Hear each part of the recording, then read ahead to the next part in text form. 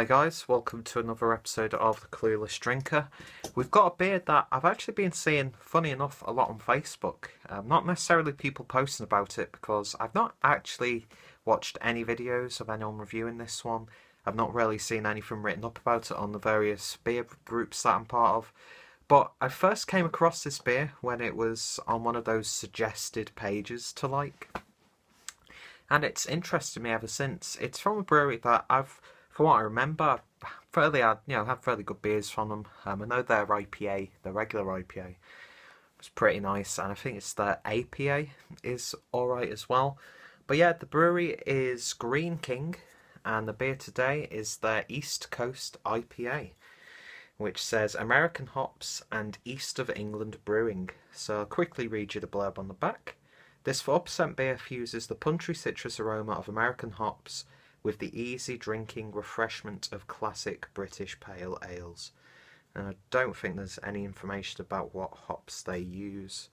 But yeah, it's a really striking looking beer, and it's definitely got that American craft beer look to it, albeit in a fairly recognisable British style bottle. Really nice blue colour scheme. I'm really digging the design on the front, and there's a really nice simple crown. So yeah, beer in the bottle looks pretty nice as well, got a nice colour to it. But yeah, I've seen no one do a review of this one. I'm sure there's loads of videos of the people I'm subscribed to in the beer community who have reviewed this one, but I just haven't watched any videos yet, so I've got no expectations about this one. So I think that's a good thing actually, so I'm not forming opinions in my head before I drink it. But yeah, I picked this up from Asda in the £4 for £5 range. Really nice range of beers, which I'll hopefully be doing a review of. But if not, I'll just be drinking them. So I've got the beer open.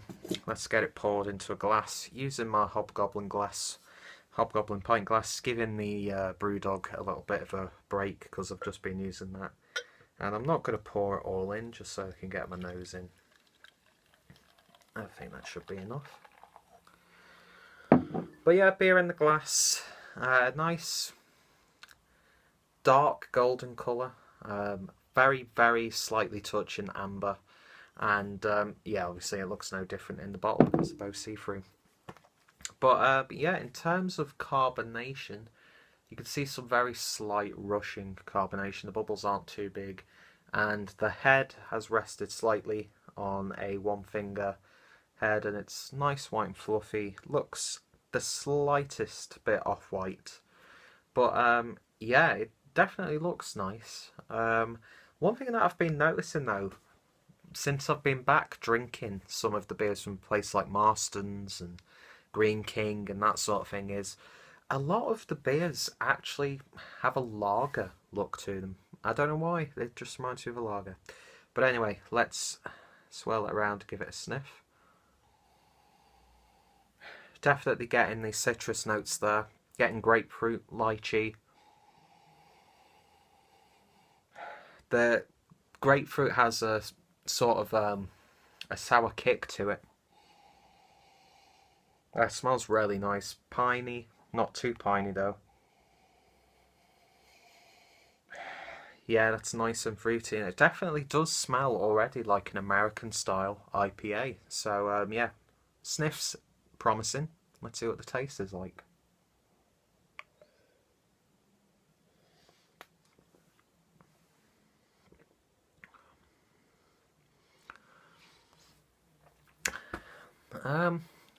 It's very zingy. The fruit notes aren't really there on the initial taste. And it's bitter from start to finish.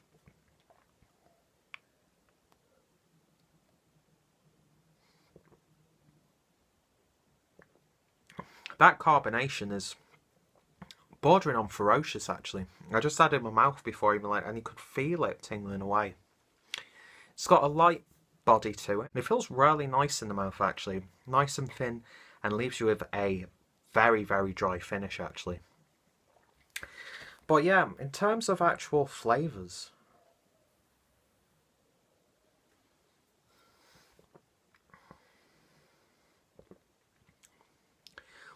Yeah, it does taste like what you would expect from like an East Coast American style IPA.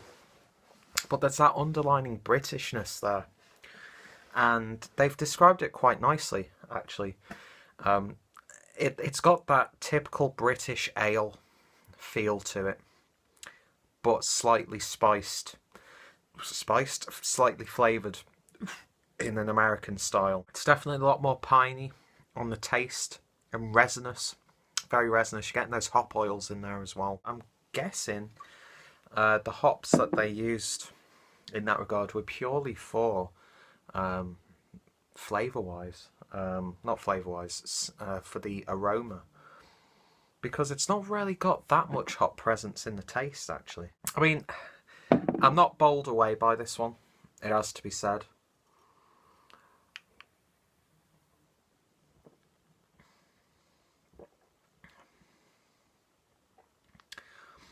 But you are definitely get those IPA flavours there. It does taste like an East Coast IPA, but albeit watered down. I mean, it's not a bad beer by any stretch of imagination. It's a really nice, high quality beer.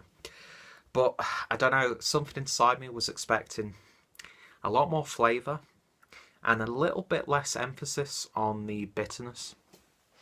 But yeah, I'd say it's a good combination of the two, of a British style IPA with an American East Coast IPA. And is it married completely together perfectly? I'm going to say no, but it's a really good effort. And yeah, it's tasty, it's moreish, it's refreshing, it's crisp, not too heavy. I don't think I read the ABV on this one. ABV is 4%, so yeah, it's insanely sessionable. You could happily buy just 4 of these for a fiver. Was it 4 for a fiver? Yeah, 4 for a fiver. And you'd be dead happy. That'd set you up perfectly for an evening. It's one of those examples where if you're relatively new to trying these sorts of beers and experiencing new styles and trying new American craft stuff and that sort of thing, then this is a good place to start if you've ever wanted to try an American styled IPA, but you've never really wanted to put the money down for an American IPA. Before you put the money down for one that's been imported from America, try a British one like this, which is going to be a lot more fresher, and give it a try, because this is nice. I'm enjoying it, but it's just ever so slightly disappointed me. So I'm going to be giving it an 8 out of 10 because it's still a great little beer, but I was expecting just a tiny bit more.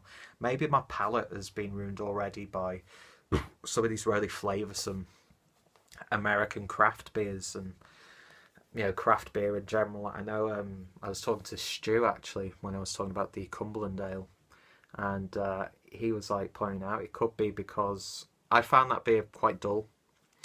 And he was saying, well, it could be because you've been experiencing a lot of craft beer, that it's, you know, nulled your taste buds towards that sort of stuff. But now, this is a really good beer, actually. 8 out of 10. It's just missing something. I can't really put my finger on it, what exactly it would need to boost up the flavour. Just all around more fruitiness, I think. I'm very happy that I got to try this one. So anyway, guys, thank you for watching this beer review. As always, more information will be found in the description box, as well as the Clueless Drinker playlist. Thank you guys for watching, and I shall see you in the next review. Cheers, guys.